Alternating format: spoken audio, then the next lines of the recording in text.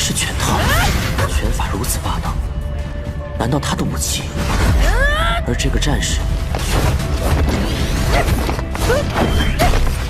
嘿嘿，我在这儿呢。可他明明才4级，不是只有到了6级才能拥有飞行的能力吗？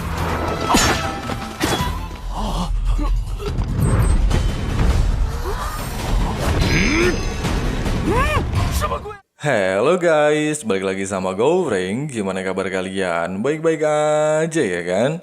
Di video kali ini kita akan kembali melanjutkan pembahasan rekap alur cerita Donghua Throne of Steel alias Perjalanan Putra Cahaya Long Hao Chen.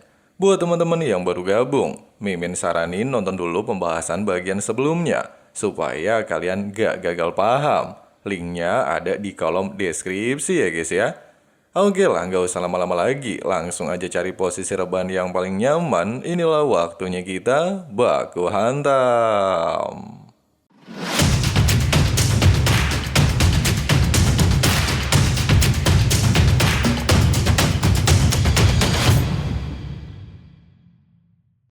Sebelum upacara pengundian dimulai, Su Yifeng memberikan selamat kepada 60 peserta yang telah lolos menjadi tim pemburu iblis.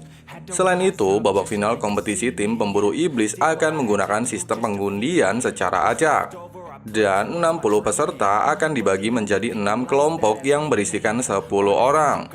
Tidak hanya itu, setiap kelompok diwajibkan untuk melakukan pertarungan dengan kelompok mereka sendiri, yang artinya bukan pertandingan antar kelompok. Namun, setiap kelompok yang berisikan 10 orang akan diadu dan diambil pemenangnya. Ya, miriplah kayak ujian sebelumnya. Bedanya, setiap kelompok berisi kesatria dari kuil yang berbeda-beda. Selain itu, mereka diharuskan pergi ke 6 arena yang berbeda-beda untuk melakukan pertandingan dengan sistem poin. Setiap memenangkan pertandingan, mereka akan mendapatkan 2 poin. Jika seri akan mendapatkan 1 poin. Garis besarnya, dari 60 peserta akan dipilih 16 peserta yang memiliki poin tertinggi untuk maju ke babak selanjutnya. Tidak lama, acara pengundian kelompok resmi dimulai. Seluruh peserta dibebaskan untuk memilih warna bola yang sama untuk membentuk sebuah kelompok dalam waktu selama 15 menit. Melihat jika Sengsayer orang terkuat di kuil Assassin mendapatkan bola warna ungu, jelas saja membuat beberapa anggota kuil Assassin meminta seluruh peserta untuk tidak mengambil warna bola yang sama. Namun hal tersebut tidak berlaku untuk Yang Wenzo. Bahkan dia bergegas untuk mendapatkan warna bola yang sama seperti Sengsayer, sehingga dia bisa satu kelompok dengannya dan berniat untuk balas dendam atas kekalahannya. Mengetahui jika Wenzo berniat untuk mengincar warna bola seperti Sayer, Hao Chen jelas saja tidak tinggal diam dan bergegas untuk mencegahnya, sehingga terjadi adu mekanik di antara mereka. Sementara itu, mengetahui jika tubuh Yang Wenzo masih belum pulih sepenuhnya, seorang kesatria bernama Chen Yinger secara sengaja menghempaskan bola ungu yang berhasil dia dapatkan, sehingga membuat Yang Wenzo gagal bergabung dengan kelompok Sayer. Menyadari bahwa Yinger belum mendapatkan bola, Bai Xiaomo berniat untuk memberikan 1 bola miliknya. Namun sayang, Yinger menolaknya dan mengatakan jika dia pengennya bola warna pink. Di sisi lain, Yuan Yuan terlihat sangat bingung untuk mendapatkan warna bola apa yang harus dia ambil dan menanyakan kelompok mana yang paling kuat. Mendengarkan hal tersebut, Xing Xuan mengatakan jika orang terkuat nomor 1 di kuil Assassin telah mendapatkan bola warna ungu.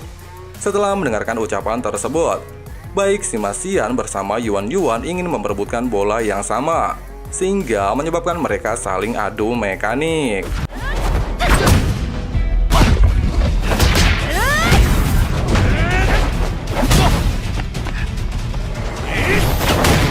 Setelah Sima Xian berhasil mendapatkan bola tersebut, Yuan Yuan terlihat masih nggak terima atas kekalahannya. Dia beralasan jika Sima Xian secara sengaja menggunakan trik licik dengan kepala botaknya untuk memantulkan cahaya sehingga menyebabkan dirinya gagal untuk mendapatkan bola tersebut. Di sisi lain, Lin Xin secara sengaja menggunakan trik licik untuk mengajak Jia Huo bersama Duan Yi meminum secangkir teh yang telah dia siapkan. sehingga membuat mereka berdua terhubung dengan teknik komunikasi milik Lin Xin untuk mengetahui semua informasi mengenai situasi perebutan bola saat ini. Nah, setelah mengetahui jika orang terkuat di kuil assassin mendapatkan bola warna ungu, Lin Xin jelas saja menghindari warna bola tersebut dan tidak mau satu kelompok dengan Beberapa saat kemudian, Hao Chen dan Lin Xin berniat untuk menghampiri Li Xin. Namun, melihat jika Li Xin memegang bola warna ungu, jelas saja bikin Lin Xin panik bukan main. Pasalnya, Li Xin akan satu tim dengan Li Xin akhirnya memberikan bola warna ungu miliknya kepada Lin Xin. 离结束还有点时间，得赶紧换个球。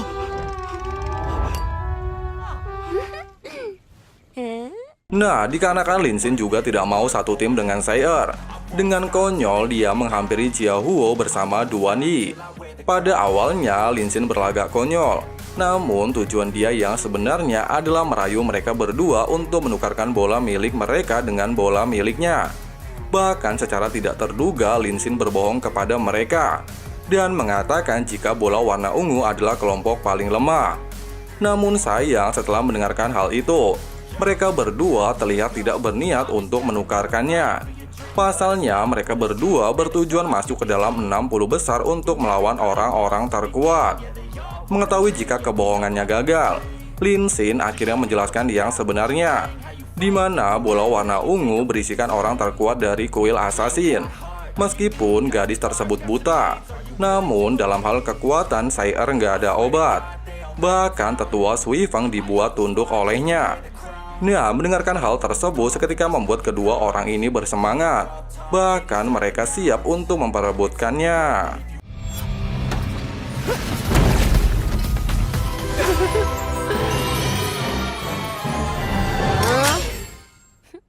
Melihat jika Li Xin telah menggagalkan rencananya, jelas saja bikin Lin Xin kesel dan mengatakan jika tidak akan ada seorang pun yang mau menikahinya. Mendengarkan ucapan tersebut seketika bikin Li Xin tidak bisa menahan emosinya dan mengajaknya untuk bertarung. Namun, dikarenakan waktu pengundian telah habis, Lin Xin tidak memperdulikan ucapan tersebut. Dengan pintar, dia bergegas menghampiri Hao Chen, di mana dia menyadari jika kelompoknya saat ini berisikan orang-orang kuat dari beberapa kuil. Lin Xin meminta Hao Chen untuk membawanya ke tim pemburu iblis setelah dia berhasil menempati posisi 3 besar. Singkat cerita, Sui Feng akhirnya mengumumkan hasil pengundian dari setiap kelompok. Dan pada pertandingan pertama, Hao Chen harus menghadapi Xing Xuan dari kuil assassin. Ya, jelas saja mendengarkan hal tersebut membuat Xing Xuan sangat terkejut. Terlebih lagi, arena yang akan digunakan tidak sesuai dengan gaya bertarungnya sebagai kesatria assassin. Namun, Sui Feng mengatakan jika tujuan kompetisi tersebut untuk memastikan keadilan dalam bertarung. Nah, hal itu bisa dimanfaatkan oleh beberapa anggota kuil assassin untuk mengetahui cara bertarung Long Hao Chen. Menyadari jika seorang assassin memiliki kecepatan dan tipe serangan secara diam-diam, Hao Chen berinisiatif untuk menyerang terlebih dahulu. Namun siapa sangka kesatria yang dia hadapi memiliki sebuah kemampuan terbang. 我在这儿呢。可他明明才4级，不是只有到了6级才能拥有飞行的能力吗？ Pada awalnya, beberapa penonton terlihat sedikit terkejut kenapa seorang kesatria tingkat 4 bisa memiliki kemampuan terbang. Nah, ternyata kemampuan terbang tersebut berasal dari sebuah alat ciptaan Xing Xuan. Meskipun hanya sebuah trik terbang, namun bisa memberikannya kecepatan yang luar biasa. Bahkan serangan tipe area yang dilepaskan Hao Chen juga belum mampu untuk mengenainya. Terlebih lagi, Xing Xuan bisa bergerak dan terbang sesuka hati tanpa menguras energi spiritualnya. Pasalnya, alat yang dia gunakan mampu merasakan getaran di udara dan menghindari serangan Hao Chen secara otomatis. Dengan menggunakan trik terbang tersebut, Xing Xuan terlihat merasa sangat percaya diri dan memamerkan hal tersebut kepada seluruh penonton. Para tetua kuil beranggapan jika trik terbang tersebut terbilang cukup efisien. Selama lawan berada di tingkat 4, Xing Xuan pasti memiliki tingkat kemenangan yang tinggi. Bahkan Xing Xuan beranggapan Meskipun dirinya tidak bisa mengalahkan Long Hao Chen, namun dia masih bisa membuat jalannya pertandingan tersebut berakhir seri. Mendengarkan hal itu, Hao Chen seketika mengingat perkataan gurunya, di mana sebagai seorang kesatria tingkat 5, ada banyak teknik yang bisa dia gunakan untuk melawan seorang kesatria asasin. Namun Ye Hua akan mengajarinya satu teknik jitu kepadanya. Setelah mengingat hal tersebut, Hao Chen dengan cepat kembali melepaskan serangan petir ke arah Xing Xuan dan dilanjutkan dengan sebuah teknik yang disebut teknik pengunci. Dikatakan teknik tersebut adalah counter dari kesatria asasin. Jika seseorang sudah terkunci, maka seluruh serangan yang dilepaskan pasti akan mengejar target.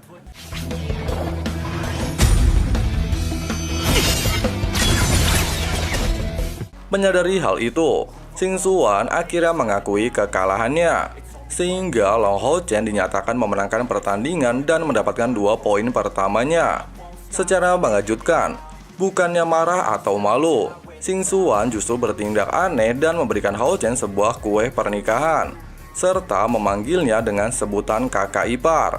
Bahkan dia mendoakan Hao Chen bisa menikah dengan orang nomor 1 di kuil assassin saat ini. Ya, jelas saja kejadian tersebut benar-benar membuat Hao Chen terlihat kebingungan. Emang ya, orang-orang di kuil assassin kelihatan serem tapi aneh-aneh tingkahnya, kayak para pengawal Sayer. Sementara itu di arena yang berbeda, pertarungan 2 kesatria aneh juga dimulai. Lin Xin dari kuil penyihir menghadapi botak Sima Xian dari kuil support.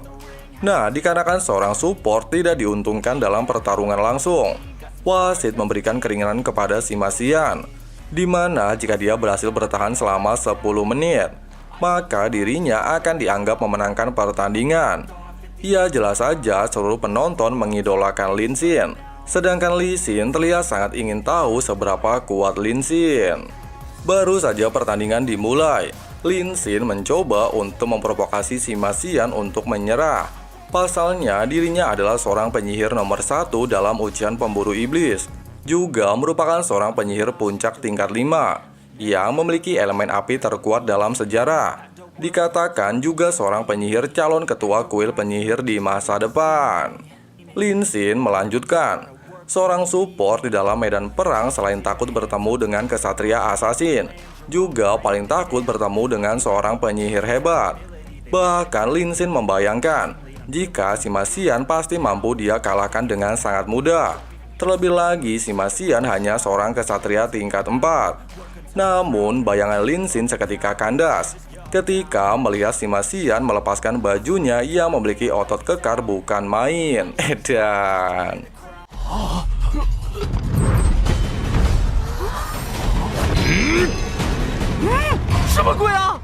Kemudian Sima Xian mengambil inisiatif untuk menyerang Lin Xin dengan palu cahaya suci miliknya. Bahkan sanggup untuk menghancurkan perisai pertahanan milik Lin Xin berulang kali. Ia jelas saja melihat ada seorang support sangat barbar membuat seluruh penonton benar-benar terkejut.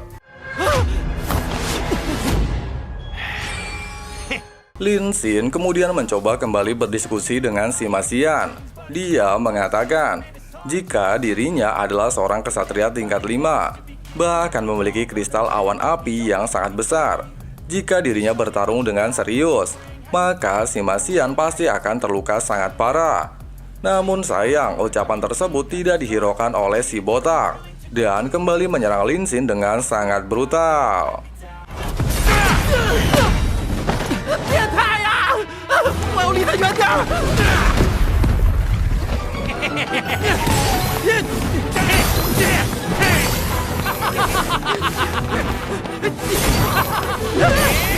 这根本就是个披着治疗制品的战士嘛！为什么一直在躲？林星这家伙到底在干什么呀？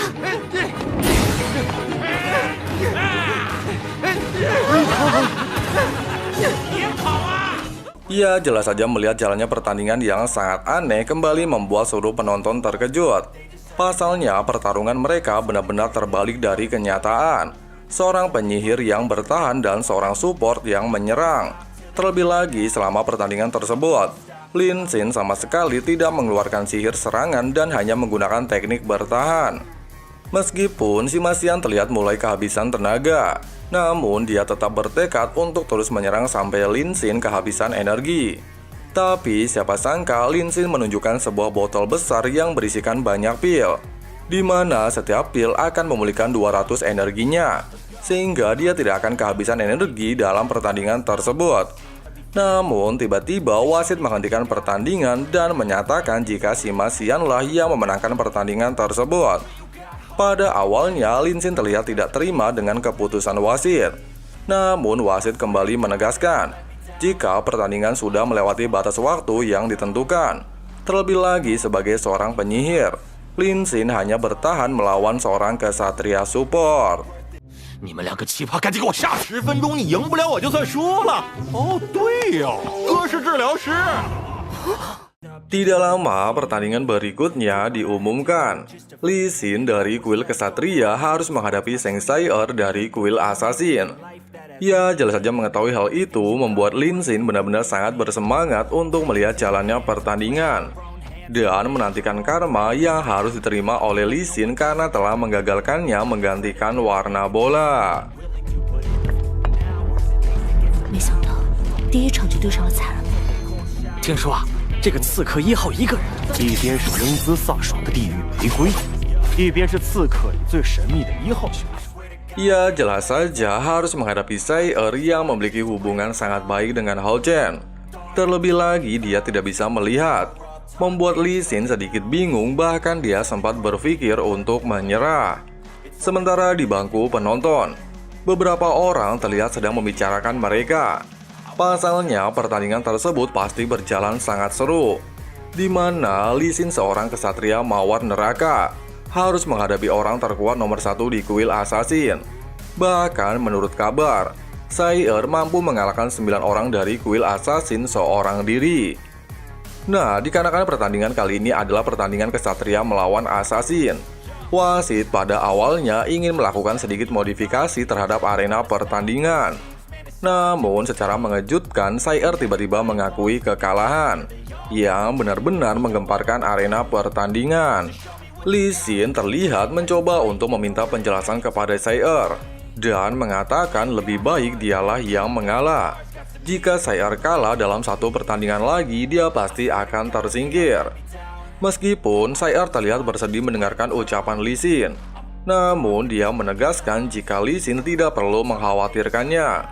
Sehingga wasit mengumumkan Lee Sin lah yang memenangkan pertandingan dan mendapatkan 2 poin. Di sisi lain, pertandingan berikutnya juga terlihat diumumkan antara warrior Yuan Yuan menghadapi summoner Ying-er. Mengetahui jika summoner akan melawan seorang warrior, jelas saja membuat Hao Chen sangat tertarik. Pasalnya dia bisa mengamati jalannya pertandingan. Sedangkan penonton yang lainnya terlihat sangat antusias melihat pertandingan antara 2 orang wanita. Ya, pasti seru. Kalau di dunia nyata kan cakar-cakaran ya. Meskipun kedua orang ini memiliki hubungan yang sangat baik alias CS, namun demi menjadi seorang kesatria yang kuat dan masuk ke dalam tim pemburu iblis, Yuan Yuan terlihat sangat ambisius melakukan pertandingan. Bahkan ketika wasit memberikan aba-aba, Yuan Yuan dengan sigap langsung menyerang Ying-er.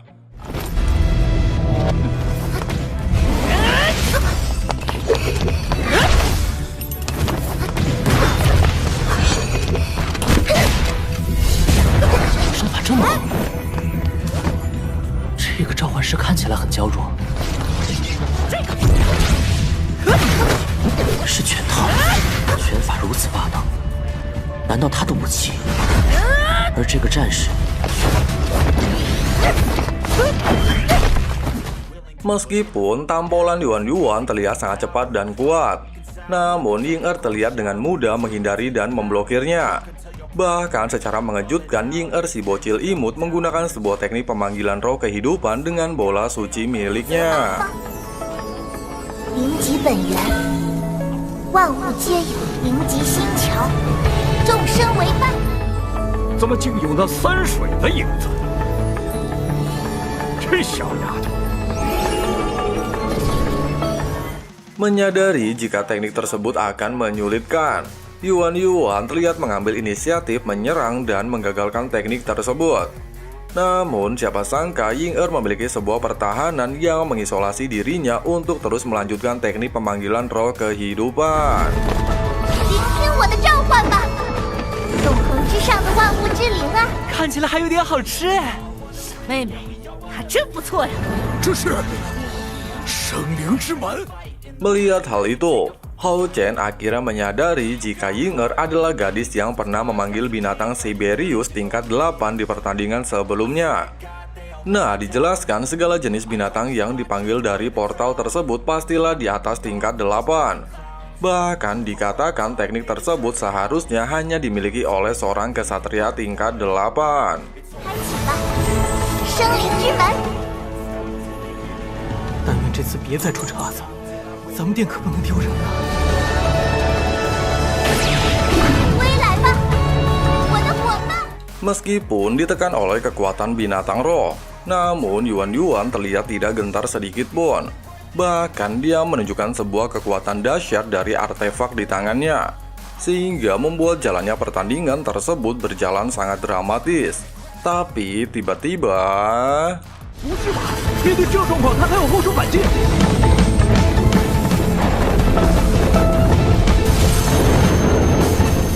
万一下次对上了，还能多两个心眼儿？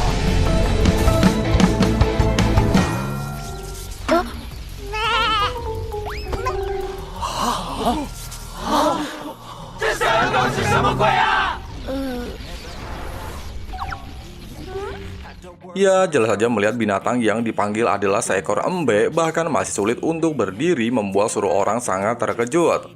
Terlebih lagi Yuan, sehingga dia segera membatalkan tekniknya.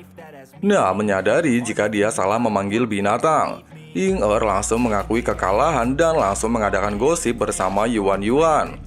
Sedangkan para tetua juga terlihat bingung kenapa Ying-er bisa salah memanggil. Sementara itu, meskipun Hao Chen belum mengetahui dengan pasti kekuatan Ying-er, namun dia bisa menebak jika Yuan masih memiliki kekuatan yang dia sembunyikan dari artefak di tangannya. Tidak lama dia teringat jika memiliki janji dengan Sai-er. Singkat cerita, Sai-er terlihat mendatangi Hao Chen di lokasi yang telah mereka janjikan. Bahkan Hao Chen sudah menyiapkan sebuah bunga untuk diberikan kepada sang pujaan hati.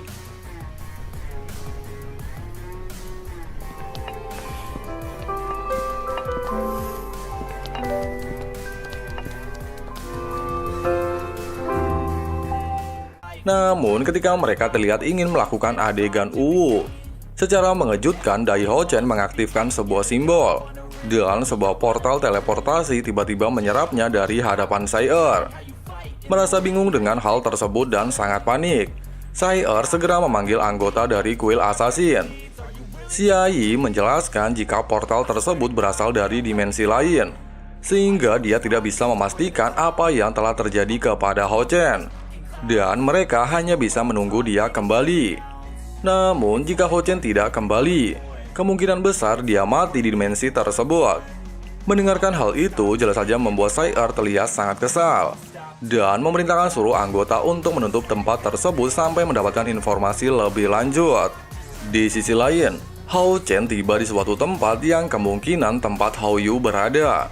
Bahkan dia secara tidak langsung bisa berkomunikasi dengan Hao Yu di alam bawah sadarnya.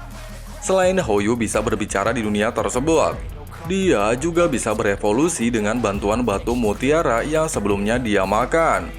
Namun sayang, proses evolusinya berjalan tidak lancar karena tertahan di dunia tersebut. Menyadari jika Hao Yu dalam bahaya, Hao Chen berniat untuk segera membantunya. Namun tiba-tiba dia diserang oleh beberapa hantu dari Austin Griffin.